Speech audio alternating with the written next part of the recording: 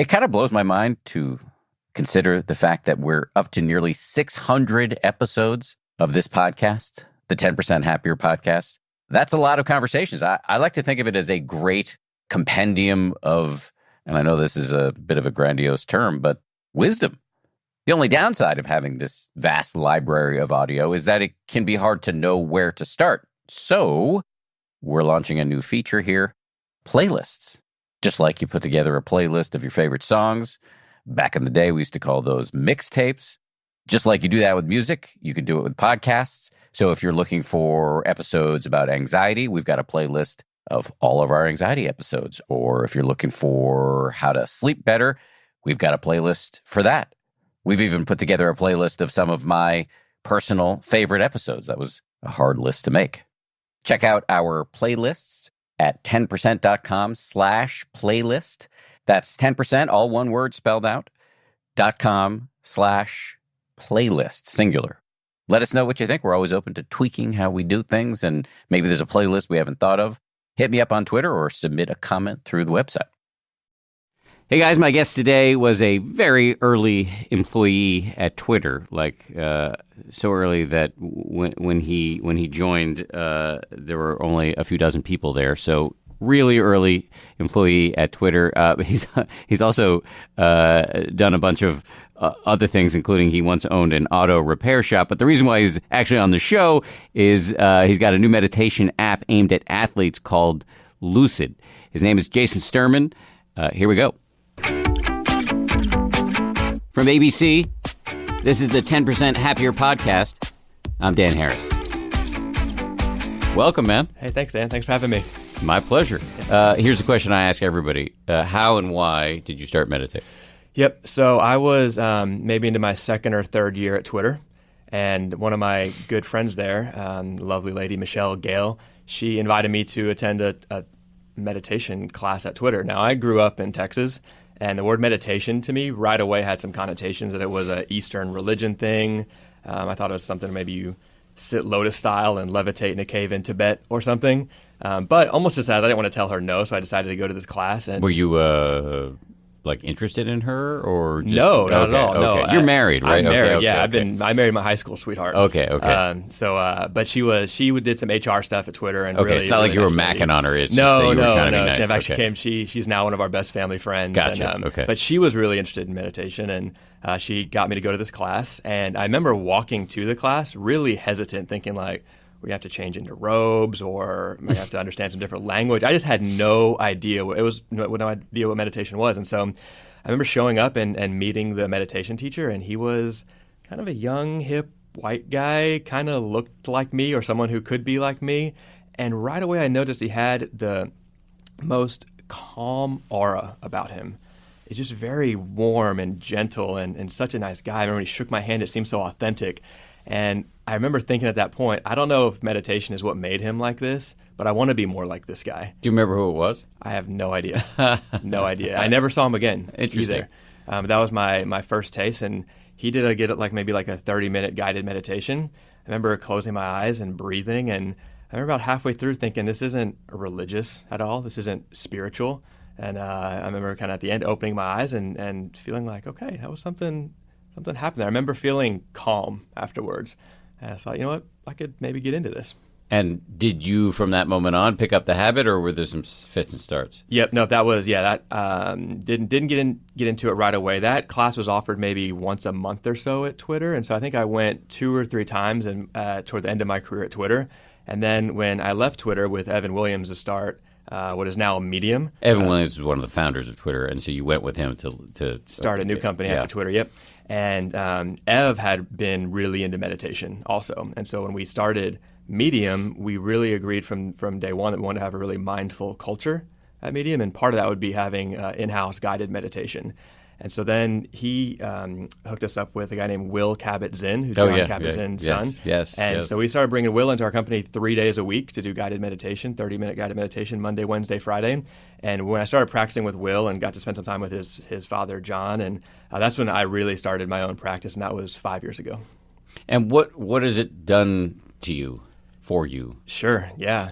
Kind Gosh, a lot. I'll say it's been very transformative for me and my wife and my family. And even at the company we built at Medium, the company was very high functioning, high performing, but had this undertone of just calm and trust. And it was very human centric culture we built. And I credit a lot of that toward the meditation practice. And for me personally, I was never really a super stressed out. I never acted out. I don't have any sort of, mental disorder that I know about.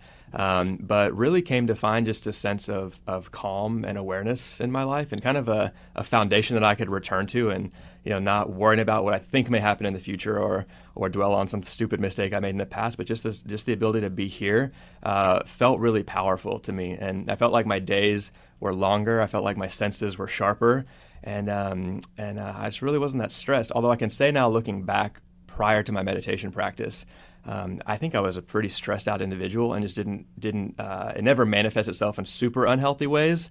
But looking back, I didn't live much of my life present until I was, maybe 33, 34 years old, and I started really meditating. Better late than never. Absolutely. And earlier than I did, just for the record. There you go. Gotcha. So what does your daily practice look like? Yeah. So it's changed quite a bit. I've been through kind of different phases, and the first 2 or 3 years, I would sit with Will 3 days a week, and then I'd probably do 2 or 3 days a week by myself, either using an app like Headspace or Calm or Insight Timer or Buddhify. I've tried them all, and I like them all. And sometimes I just wake up early and just sit for about 30 minutes by myself and just breathe. And it sounds simple. Like when you say just breathe, but like pay attention to the feeling of your breath coming in and going out, and then when you get lost, start again? That's right. Okay. Yep. Just breathe in, breathe out, and let the thoughts come as they may, but try not to focus on them or hold on to them, and let them go. And that practice was really invigorating for me. I found a definite correlation between when I practiced and my ability to focus and perform at a high level at work. And when I didn't, I just felt kind of a little bit in a cloud. And, it felt good. It transformed my performance at work and at home. But it was still somewhat laborious for me to get up and do it. I tell people, a lot of people ask, well, if it's so good, why don't you just do it all the time and every day? And it's kind of like going to the gym. Everyone knows going to the gym is going to make you healthier, but sometimes it's hard to get there. Everyone knows eating healthier is going to make you feel better, but sometimes you like sweets. So it's been somewhat hard for me to kind of keep a regular practice. So that's how it started. And now in the last year or so, I've really been doing 5 minutes a day, using Lucid, which maybe we'll talk about, which is your new app. Yeah. My new app. Yeah. And in Lucid, we have 2 mental skills coaches who are both big believers in meditation. One is George Mumford, who's been on your show. Yes. And one's Graham Betchart, who's worked with a bunch of young athletes who are now up-and-coming NBA stars. Yeah. And George Mumford, for those who didn't listen to the show, he worked with the Lakers and the Bulls, taught people like Kobe and Shaq and MJ. And so these are 2 very experienced teachers you have in your app. That's right. In the athletic performance world, I think they're 2 of the best. Yeah. And they're both big into meditation. I know you talked to George and got to hear his story. It's an amazing story. Amazing. Graham has a similar one. And so now my practice looks like putting my headphones in and using my app, and for 5 minutes a day listening to one of those guys guide me through what we call a mental skills workout. And part of the mental skills workout, there's a meditation component every day. And the audio and the mental skills workout is a little bit of meditation, some visualization, and some positive affirmation. We call it our MVP. All in 5 minutes? All in 5 minutes. And so that's all you're doing now? That's all I'm doing. Well, most days that's all I'm doing. I now have some more awareness, and I'm able to sense when I think I need to sit a little bit longer. Sometimes I'll go off into a little nap room or break room at work and do 20, 30 minutes of sitting and breathing and just returning to the present. Or I still like to use apps like Headspace and Calm and to kind of get me there. But I've noticed that even 5 minutes a day, 5 or 6 days a week over months and years can have a pretty significant effect. Oh yeah, no question about it. So, are you no longer at Medium, or are you full time at Lucid? I'm full time at Lucid. Yep, Okay. I left Medium after being there for 4 years, raised a little seed money, and started Lucid. Great. Yeah. So what? I know this very well as somebody who has a meditation app himself. This is a very crowded space. So why did you want to jump into it? Yep. And does it worry you that it's crowded? And how did you think Lucid was going to be different? Sure. So really the genesis of Lucid started in some ways with George Mumford. My co-founder is a friend of George, and my co-founder has a conference in which George speaks at most every year. You should name your co-founder. His name's Soren Gordhammer, and he started a conference called Wisdom 2.0. So Soren's a big figure. He's a big dude. He's a tall dude. He's a big figure in sort of modern mindfulness movement, and he started this conference that's now all over the country called Wisdom 2.0. So they have New York, L.A., San Francisco is the big one every year. Yep. And I think one in Hawaii, maybe a few other things. And so Soren will be on the show at some point. But anyway, so he's your partner, and the two of you, he's friends with George, so the two of you teamed up. So when I left Medium, I didn't know what I wanted to do, but I know that I'd been in the online publishing space working with Ev Williams for almost a decade, and I was ready to kind of take on a new chapter in my life. So when I left Medium, I started to look at the things that were important to me, and I'm a tech startup guy through and through. I had founded some companies prior to Twitter, then at Twitter and at Medium, and I just love tech startups, and so I'm a tech guy. I'm a sports junkie. I still play basketball 3 or 4 times a week and follow all my favorite teams and players closely. And meditation has become really transformative for me over the last 5 or 6 years. And so I sensed there might be something at the intersection of these three. I had no idea what it looked like. And I started talking with Soren, who I had gotten to know. I'd been on some meditation retreats with him. And he had heard, actually through our friend Michelle Gale at Twitter, who's also friends with him, he had heard that I had left Medium. And he had this idea for some software to support the Wisdom 2.0 community outside the conferences. And so he heard I was available. So he called me up and wanted to bounce some ideas off me, and I was looking for something to do. So we started talking about technology and mindfulness. It's a real big passion of Soren's and mine now. And we started looking at the landscape and definitely had no desire to build another Headspace or build another Calm. I think you're right. I think the space is really crowded. But part of the conversations always started talking about mindfulness for athletic performance. There had been some research done showing that even a small meditative practice can have a pretty significant effect on the court or on the field or the horse or the pool or however you choose to perform. And so I was really interested in that. I've always been really interested in the peak performance and things like this. And me and Soren started talking about it, and he said, we should really talk to this George Mumford guy. Soren explained how he brought George into his home to teach his son and his son's basketball team meditation. And he said the most amazing thing happened. He said, this is down in Santa Cruz in California. And he said George showed up and he invited these basketball players, and before he knew it, he had a house full of these young, mostly African-American basketball players who would have never shown up. They probably wouldn't have shown up for the Dalai Lama, but they showed up to meet the guy who taught Jordan and Kobe their competitive advantage. And so that's when something clicked for Soren, that I think we can reach athletes in a way that a Headspace or a Calm can't. And so I started talking to George, and George told me his amazing story, and he explained that he's been doing this work for almost 30 years now. And he said really only in the last few years have the elite athletes that he's been working with been able to kind of point to him as their competitive advantage. And he says that's happened for a couple reasons. One, there's this mindfulness trend that's happening, so it's becoming more accessible to talk about publicly when you're working on the organ between your ears. Right. And it was embarrassing for a long time. Yeah. Even when I first started getting into it, like 2009, 2010, it was like kind of embarrassing. For sure. And I remember when George did a lot of work with Phil Jackson. Phil Jackson, they call him the Zen master, but it was almost in a satirical kind of jokey way. Yes. Now it's something that athletes are starting to become proud of, and so they point to George and say, "This is the guy that taught me what I knew."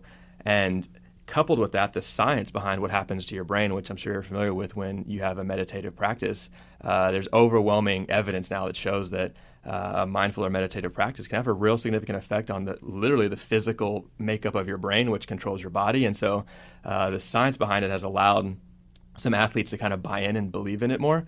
And so when George was telling us the story, and he was saying, now that he says he's out of the closet now, what he does, because athletes can talk about it. So he said his phone's ringing off the hook, because if you're a professional athlete, you want the same competitive advantage that Jordan or Kobe or Shaq or these Olympians that he worked with had. But George is on staff with the Knicks now because he works with Phil Jackson still, and Phil's the GM over there, and does some work at Boston College, and he's getting older and he doesn't want to travel as much. And so when he's telling us the story, it kind of clicked to me. I think we could use technology to scale the wisdom in George's head to a much bigger, broader global audience, specifically collegiate and high school and youth athletes who aren't being reached by the Headspace and Calms and the Dalai Lamas of the world, but have this desire to be better at their sport and want that competitive advantage to be great like a Kobe or Jordan. So I want to talk about how the app actually works and Sure. what's in there and all that stuff, but just a quick question. when I picked you up in the lobby Yeah. To come up here into our radio studio to do this interview, you were saying that you were in New York. You live in San Francisco. That's right. You were in New York doing some fundraising for the company. Yep. Looking for venture capital money.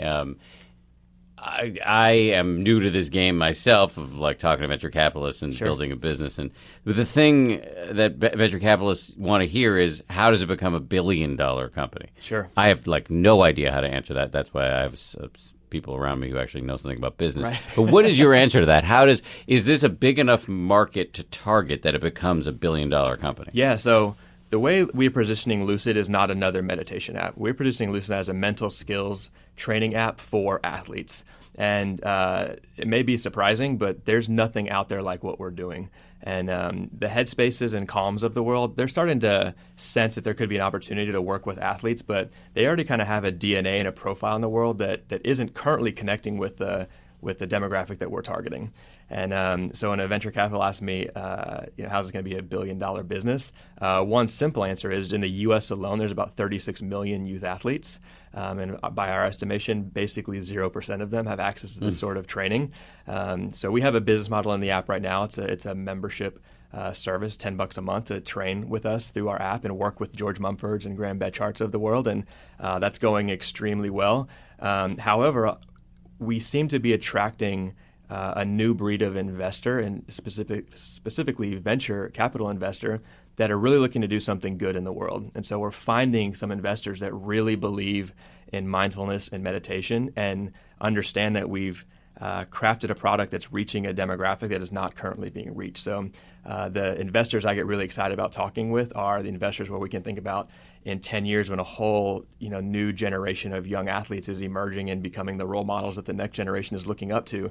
What will the mindful athlete look like? And we're starting to see some models of that, but that's the thing that's really the driving force behind Lucid. And in fact, when I meet with an investor now that just wants to hammer me on engagement and business model and all this other stuff, for me it's an indication like, I don't think you're the right partner for us. And it turns out there's some very notable investors that not only want to get in this space because Headspace and Calm are doing significantly well business-wise, but they really want to do something good in the world, and they think that Lucid is a way they can push this movement forward in a way that's not currently being pushed. Yeah, well, I mean, I almost want to give you money after listening to you talk. Because you're right. These are young athletes, are people who are not being reached by this message of, hey, you can train your mind to make it, as George says, zone ready. That's right. And given the outsized emotional role that athletes have in our culture, role model, the position of being role model locally, nationally, regionally, that if you have all these young people who are out there, modeling these skills of mental fitness, that could have an enormous like multi-generational effect. So that's very cool. Yeah, that's what we believe in, and we're already starting to work with some elite athletes in the NFL and the NBA that are the role models for hundreds of thousands, if not millions, of kids, and they're starting to talk about this, starting to talk about Lucid, and we're starting to see the effect it has on the athletes they influence. And we're also working with individual little high schools, little organizations, and what we found is that when kids start using Lucid and start performing better, they also start acting a little bit different. Yeah. They start being okay with failure a little bit more. They start exhibiting self-compassion and empathy and all these things that are life skills that go far beyond the athletic performance.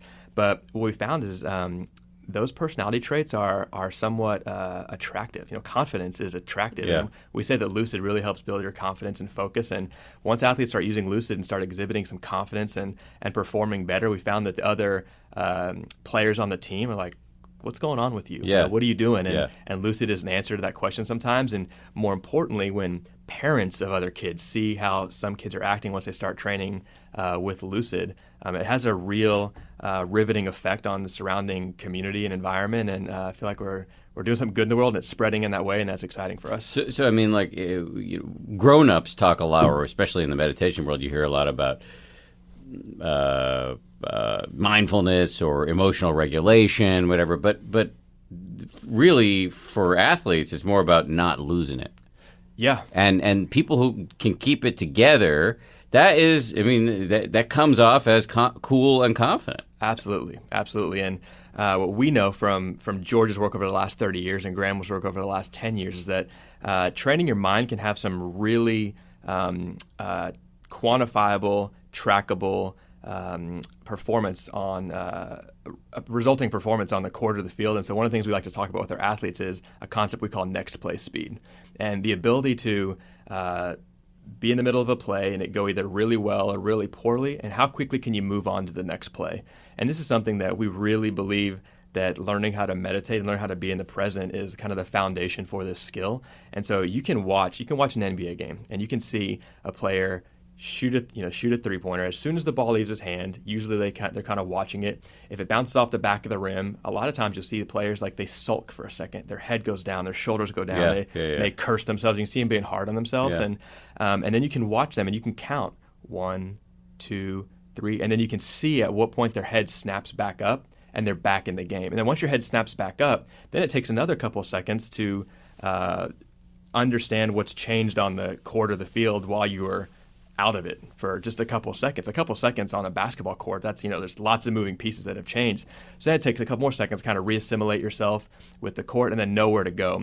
And so we believe that having a real strong meditative practice and really channeling your ability to be in the present helps you reduce your next play speed to as close to zero as possible. And so what that manifests itself is when you release a player releases the ball, shoots a 3-pointer, a mature, mentally strong player will realize at that moment he or she has no control over whether the ball goes in or not. And so the best thing to do is don't worry about that and worry about what you should be worrying about, which is the next play. And so you can watch a guy like Steph Curry is a great example of this. You see Steph launch a 3-pointer, and he's so good he might already be taunting you before the ball goes in. But you can see as soon as he lets go, he's already surveying for where he should go next. As opposed, you can look at some younger players in the league who clearly aren't as mentally tough as a guy like Steph, or Aaron Gordon is a guy that's a really mentally tough guy. And you can see they watch the ball, they sulk, and you can almost start to read when they're present in the game and when they're not. And what George would say is that being in the zone is really about just being present. And for players that have experienced that, like I'm in the zone, they feel like time slows down. And I feel like the game kind of comes to them. And what we know is the real secret there is the ability to be present. And the way to be present, train your ability to be present is through meditation. So how does the app work? What if I open it up? What do I get? What do I see? Yep. So it's super simple. You open it up, you put your headphones in, there's a big play button in the middle, and you hit play. Every day there's a new 5-minute workout for you. And the 5 minutes are usually structured with a little story or anecdote or some wisdom from George or from Graham. And then we go into what we call our MVP, and this is where we actually do all audio, no video. All audio right now. Yeah. Yep. We have some video coming soon. One thing that we found is that when we show young athletes, guys like Aaron Gordon, like meditating before a game, it can start to normalize it for them in a way that we think is going to really help push this forward. But it's currently all audio. You get a little bit of wisdom, maybe a cool little story, and then we do our MVP, which is how we train, which is meditation, visualization, and positive affirmation. And so it's a couple minutes of sitting and breathing and returning to the breath and training that ability to become present. And then visualization is not sports specific right now, but we have kids imagining performing really well or imagining performing really poorly and starting to be aware of the feelings wrapped around those the successes or failures, and then we can help them learn how to be aware of those in real time during a game. And then positive affirmation. One thing that both George and Graham have found working with youth athletes is negative self-talk is really inhibits youth athletes from performing. Probably professional athletes also. But when you have young kids that I grew up playing basketball, and I always told myself I'm just I'm the slow, skinny white guy who just shoots threes. And that's what I'm telling myself about myself. All I'm ever going to be is a slow, skinny white guy shooting threes. And so we have a whole list of positive affirmations that we have our athletes kind of repeat to themselves in their head toward the end of the practice. And then the last 30 seconds is a congratulations, you showed up, you did it today, you should feel good about that, and show up and do it again tomorrow. Are the positive affirmations, do you run the risk of being a little hokey there?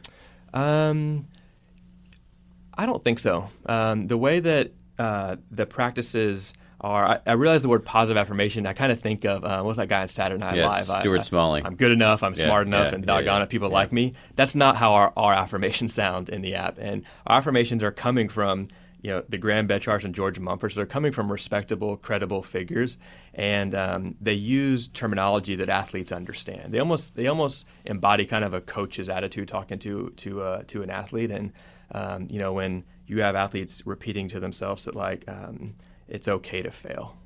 Things like that doesn't have any of the hokey Stuart Smalley connotation to it. But having an athlete say it to himself over and over again and starting to believe that is a pretty powerful concept. Mm-hmm. Yeah. Mm-hmm. Welcome to the Bishop Gray Academy, the country's most exclusive boarding school, a place where the best and brightest aren't fighting to be prom queen or captain of the football team. They're on track to become the next Supreme Court justice. Academy is a new scripted podcast that follows Ava Richards, a brilliant scholarship student who must quickly adapt in a school where rules mean nothing and money means everything. Ava sets her sights on being the first scholarship student to make the list, Bishop Gray's all-coveted academic top 10, curated by the headmaster himself. But with no clear path to the top, she joins the Night of the Wolf, Bishop Gray's underground society with more secrets than the Illuminati. If she bends to their demands in exchange for her own success, one of the 10 coveted spots will be hers, but at what cost? Enjoy Academy on the Wondery app or wherever you get your podcasts. Binge all 10 episodes of Academy early and ad-free on Wondery Plus. Join Wondery Plus over on the Wondery app or on Apple Podcasts. In the first part of the 20th century, the Hilton family had a lock on the hotel industry by offering upscale service at a modest price. The company was expanding fast and buying up iconic properties across the country, like the Plaza and the Waldorf Astoria. But their unchallenged rise wouldn't last. An ambitious Mormon named J.W. Marriott decides to pivot from restaurants to hospitality, and he's after Hilton's business, developing modern hotels across the world. But both the Hilton and Marriott families will have to contend with their share of drama in finding a successor, while also fighting to stay solvent in a high-stakes business. Hi, I'm David Brown, the host of Wondery's show Business Wars. We go deep into some of the biggest corporate rivalries of all time. In our latest season, Hilton and Marriott are in a race to expand globally and secure the loyalty of fickle customers. Make sure to follow Business Wars wherever you get your podcasts. You can listen ad-free on the Amazon Music or Wondery app. One more question about the business, because I think about this a lot, Sure. the meditation business.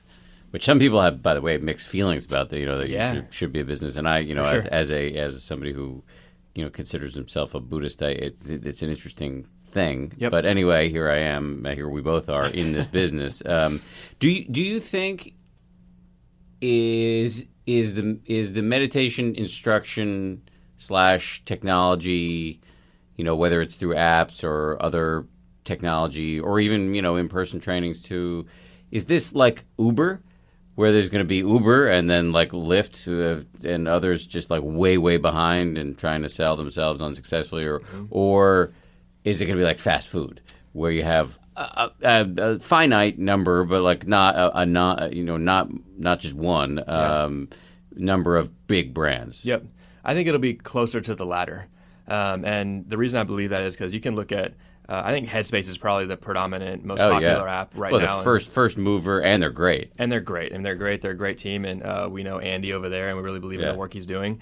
And but we know when we look at our athletic demographic, like they're not connecting with Headspace. Yeah. And I also know some people that are not athletes, want to get into meditation, but for whatever reason, Headspace, the Headspace brand and Andy's voice in the app just doesn't resonate with them for some reason. And so, in the same way that spiritual people kind of gravitate toward a religion that kind of resonates with them, I think there's the opportunity for several Headspaces, although I don't think it's something that becomes hundreds or thousands. I think there will be a small handful of leading brands in this space. I hope Lucid becomes a brand for mindfulness for athletic performance. But I do think I can really see it. I mean, I can see. Look, I don't know anything, just to be clear, but I can really see. I mean, just listening to you talk about the business, it sounds awesome. Well, I think we stumbled into something that we only launched the app 2 months ago, so we're very early. Yeah. But we are getting emails almost daily from young athletes, parents, coaches, and professional athletes that are telling us about some really transformative things happening both on and off the field. And for me, that's incredibly validating. And as proud as I am of the work that we did at Twitter early on and grew that system, and now at Medium is growing and becoming a more important system to publish thoughts and ideas in the world, I've never felt like the nugget of the offering at Lucid just feels so resonant and powerful in the world, and it's on a very like human-centric level. We're hearing from parents that say their young daughter would have panic attacks before going to perform her ballet on the stage or something, and she heard about Lucid, and after only a couple of weeks, she's learned how to take a few minutes to breathe before she performs and kind of get grounded. And not only did she dancing better on stage, but when she messes up, she's okay with it. And I have parents calling me in tears sometimes, just saying this is incredibly powerful. So I feel like we've opened the door to a little mindfulness drug in a specific community, and it's really spreading and working well. And so I'm really excited to see where this goes. Bravo, me too. So let me torture you specifically for a minute here. Okay. Because I read some articles about you, and there were some things in there that were really, really interesting, and I think kind of connect in a way to mindfulness and its twin skill of compassion. Yep. So there was a big article about you in this thing called holacracy. That's right. Which was a management-free technique that you or structure that you guys tried to use at Medium. That's right. First of all, what is Medium for those of us who Sure. may not know much about it? And second, what is holacracy and how does it work? Sure. So Medium is a new publishing platform from one of the founders of Twitter. And it's a publisher of stories and ideas in the world that are longer than 140 characters. And it's a beautiful publishing platform. It's a network of people that love reading longer form stuff. And it's growing rapidly. And a lot of old publications are moving all their content over to Medium. It's just a better system. And so that's what Medium is, a place to share your stories and ideas in the world, which is the third chapter of Ev Williams' mission in life. He did Blogger, help people, kind of invented blogging, let people write their thoughts and ideas down on the internet, which was a new concept 15 years ago. And he did Twitter, which I assume most of your listeners have at least heard of.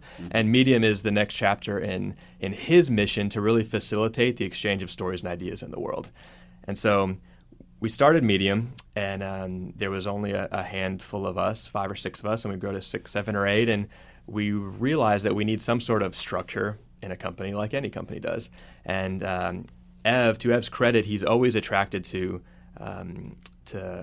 shiny new ways to perform better, which I think is one of the reasons he got into meditation, because it was pitched to him as a way he could function at a higher level, and that proved true. And he had a friend that was running a company and adopted this crazy system called holacracy.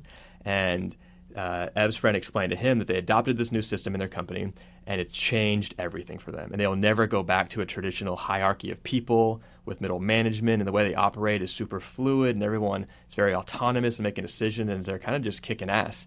And so Ev said, well, that sounds pretty amazing, so let's check it out. So Ev and I did some research on holacracy, and it turns out it was founded in Pennsylvania maybe 7 or 8 years ago, and by a software developer who was really into how organizations are structured, how they run, how they make decisions, how they can perform at a higher level. And so the founders came down and did what we called a taster day, where they kind of gave us a taste of what holacracy is. And we said, you know what, this seems really compelling, and we're going to try it. It's I call it a crazy system because it kind of is. And it gets touted in the media as a managerless system, which is not a fair portrayal. Oh, but I kept saying that, so That's I was being unfair. Well, it was. That's. I think that's the number one misconception about holacracy. Oh, okay. And there is no role in holacracy called manager. So that is true. Okay. Whereas most companies have something called a manager. Right. But there are roles. I have like 18 of them. There you go. There are roles in a holacratic organization that very much look and function like a managerial role, but they're not called managers. And so the idea of holacracy is So you still have a boss. you still have a boss. In fact, you have multiple bosses in most situations. It's a non-hierarchical system of getting work done in an organization.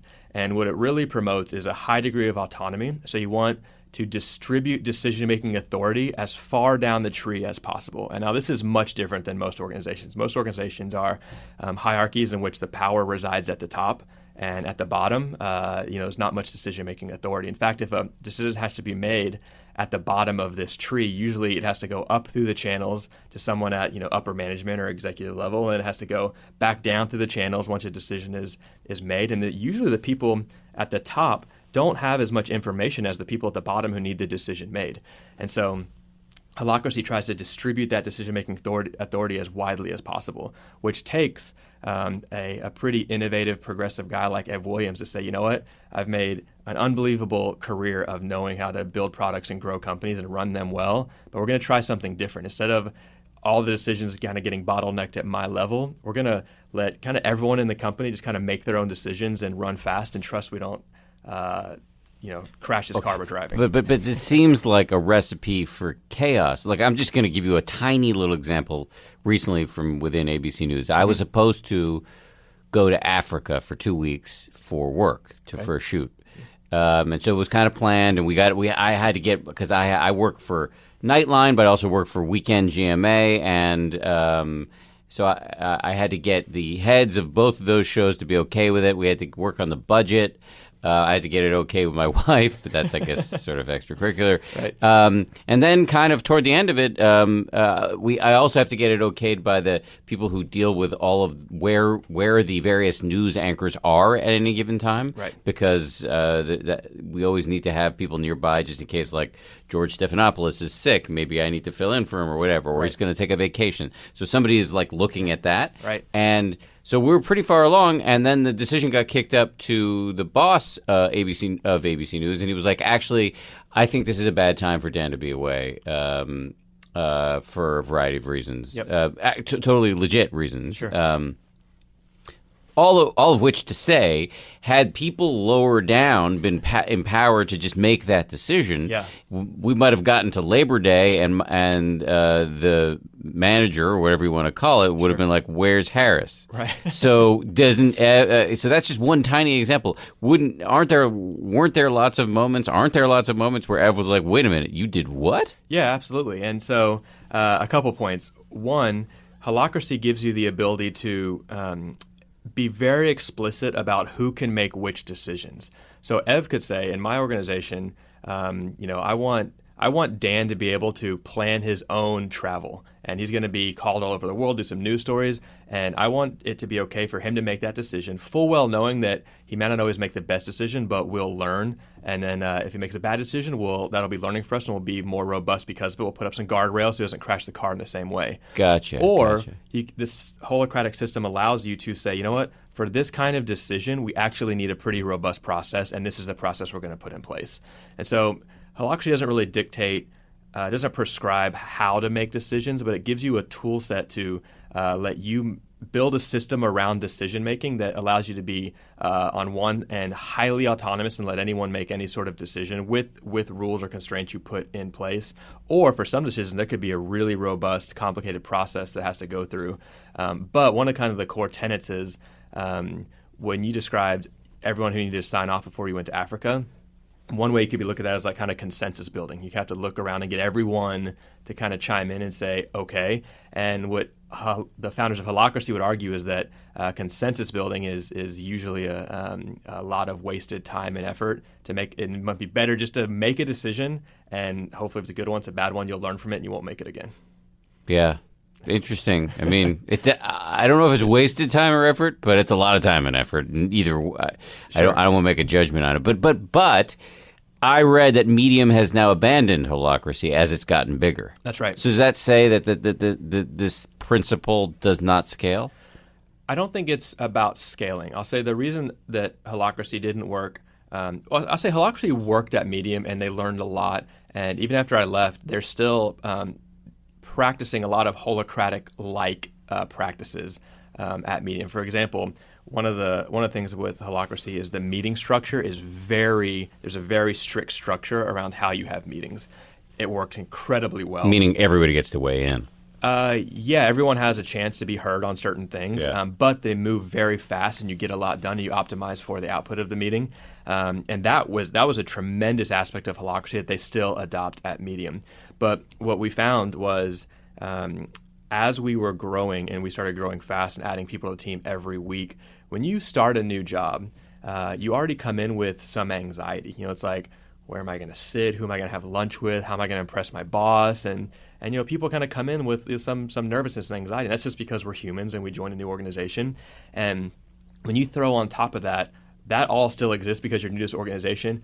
And we have this system of structuring and running a company that's you've never heard of before. It's very complicated. The rules of the holacracy game that we play exist in like a 30 or 40 page constitution, which reads like a legal contract. So you slap that on their desk and say, here's a system we use. Don't worry about it. You'll get to learn it, but it really affects how employees operate day to day. And so we found that there was a real big anxiety spike when new people joined. And a lot of new people, mature engineers and designers, they were attracted to a new and better system, but it was still caused a big anxiety spike. And then most recently, Zappos was the biggest company to adopt holacracy, and that they made some kind of ripples in the press about this new structure that a big company was adopting. Prior to Zappos, Medium was the biggest and most notable company to have done it. And so as we were hiring tech people in Silicon Valley, the word got out that we had this other system, and it became just a conversation we had to have all the time. I think. Oh, yeah, because you gave me a look when I said I was going to bring it up, like, oh, man, you're going to talk about that? Well, I probably did because it's incredibly hard to talk about because it's incredibly complicated. And that's ultimately the reason that... But you did a good job of not getting overly arcane, but giving me a sense of it. Okay, well, I've done this multiple times as we hired at Medium, but really even the things that I just explained to you are really scratching the surface of what holacracy is. So it's a very complicated system. And that complication, when it's how you literally structure and run your company, there's a huge onboarding tax you have to pay to get someone up and running in the new system. And then there's this persistent tax that you kind of have to keep working and relearning and putting into practice and readjusting. And that ever-present tax has started to really weigh heavily on the organization, especially as we scaled from 5 people to 100 people. And in a couple years, a good portion of those 100 were really new to this. So it did create a lot of questions and not chaos, but it would have been a lot easier had we said we're just a traditional organization like every other organization you've seen. Now let's get to work. So I guess the reason why I wanted to talk about it is not that I'm interested in the minutia of management theory, but because there seemed to be an emotional component to it. Because as I've read, you did not like being a manager. Yeah. There was something about treating people as resources that struck you as wrong. That's right. So I was at Twitter. At Twitter, yeah. And when we heard about holacracy at Medium, I was really drawn to it because it had a very human element to it. And so when I was at Twitter, I managed some teams, and being always into peak performance and wanted to connect with people, I was reading all the management books. A lot of my mentors were helping me kind of become a better manager in a traditional sense of the word. And when you think about a high output management, you can look at your team and view them as like resources. In fact, like the term human resources, I hate it because it's like a resource is like a coal mine, which you're trying to extract some valuable resource. Right. And, I look at my team at Twitter, and I'm incapable of looking at them as resources. Yes, they have to be productive for my team to be successful, but they're human beings with families and stresses and emotions. And I felt like the more I attended to them as humans and less as, machines that could output something of value, the higher functioning my team would be. And did that actually work, or was it nice cotton candy? Always worked. Really? Always worked. In fact, Measurably. My team at Twitter was often touted as one of the highest performing teams and one of the happiest. What did your team do? So we built internal tools at Twitter. So we built software for everyone else internally at Twitter to make their job easier, automate what they're doing, or make their life easier. And so, so when I really tended to the humans on my team, I feel like that's when we performed at a really high level. And so when fast forward 2 or 3 years, and I hear about this holacracy system, and it just had a real strong acknowledgement that an organization is made up of humans, not robots. And that really resonated with me. And how that manifests itself in the company is, I'll give you one example. One of the things that holacracy teaches is how to understand you might have a tension at work and how to process your tension. And so the way Halakshi defines tension is not necessarily a negative thing. It doesn't mean like I'm stressed out and I'm about to crack. It means I realize there's a difference in what is and what could be. And there's a tension there. So tension could be, I have this amazing idea and I don't know what to do with it. That's a tension. Tension could be, I hate my coworkers. That's also a tension. And tension could be, I'm not happy with the product we built. And so Halakshi gives you this language called tensions, where you go to this meeting, which is quite literally a tension processing meeting, and everyone has the ability to put their tensions on the table, and then the meetings are facilitated by a facilitator who, as quickly as possible, resolves all of the tensions. And this is where the meeting structure gets really important, because say we have 8 people in this meeting, we have an hour, we go through and we list all of our tensions, and it's not unusual to get maybe 20 tensions on the table, maybe sometimes even 30, and the facilitator has to resolve every tension before the meeting is up. That is the rule of the meeting. And so to resolve a tension, it doesn't mean in Halakshi, it doesn't mean that you find the optimal solution. It doesn't mean that the tension no longer exists, but it means as quickly as possible you identify a next step. A road forward. Yeah. And as soon as you identify that next step, that tension is resolved for the time being, and you move on to the next one. And a couple things that relate to meditation and mindfulness here. To acknowledge a tension at work is a very mindful thing. To be able to step back and think, I'm feeling stressed, or I'm feeling like my shoulders are at my ears, or something's not right. What is it that's making me feel this way? I think without having a culture rooted in meditation and mindfulness, it would be easy just to plow through those things or try to brute force your way out of that feeling. But to be able to just sit back and take a breath and kind of think like, what is it that's really bothering me here? And realize what your tension is, and then bring it to a meeting where there's a system in place to resolve your tension is a very human thing to do. And what it caused at Medium was an incredible level of trust and respect and transparency and vulnerability at the company, which I think those are all the human elements that I think we really did good of nurturing at Medium, which caused us to perform better. When you trust your coworkers, it turns out you can move a little bit faster and make some riskier decisions. And so I really got to see the effect of this really human-centric organization on a really high-performing tech team in Silicon Valley. But you're not using holacracy at Lucid. That's right. Maybe some of the components of it, but not the actual Absolutely. strict. Absolutely. But before we go, you've been very patient with me, and this has been super interesting. But I want to just get you to explain this little fun fact that you owned an auto repair shop. I did. Why?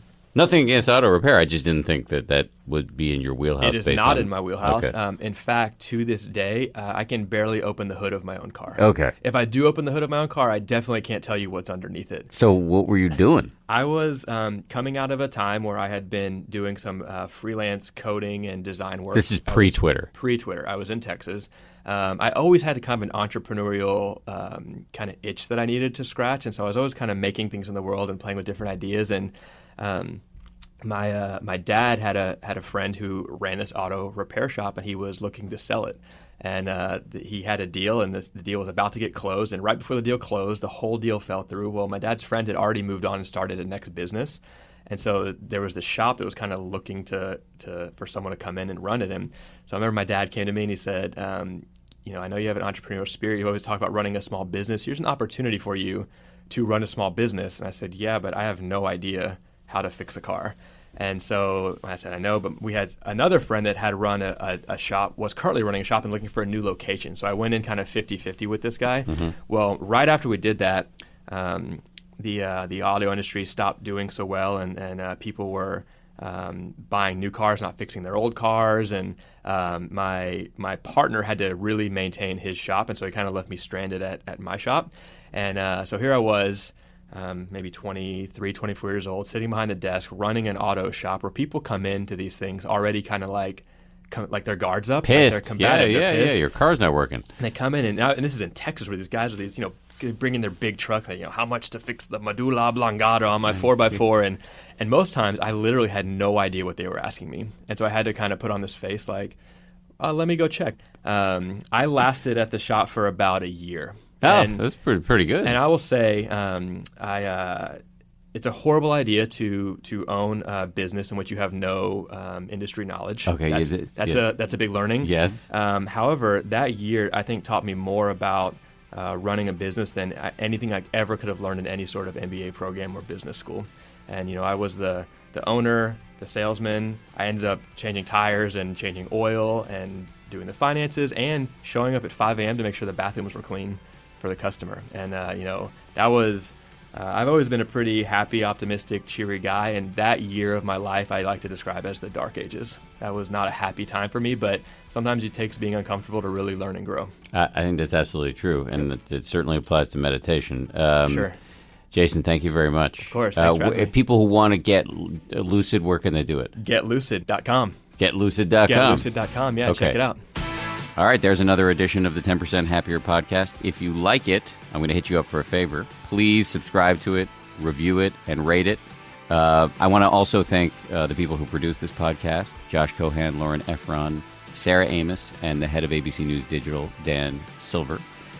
And hit me up at Twitter, Dan B. Harris. See you next time.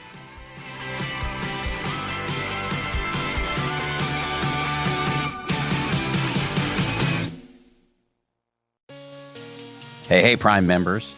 You can listen to 10% Happier early and ad-free on Amazon Music. Download the Amazon Music app today. Or you can listen early and ad-free with Wondery Plus in Apple Podcasts.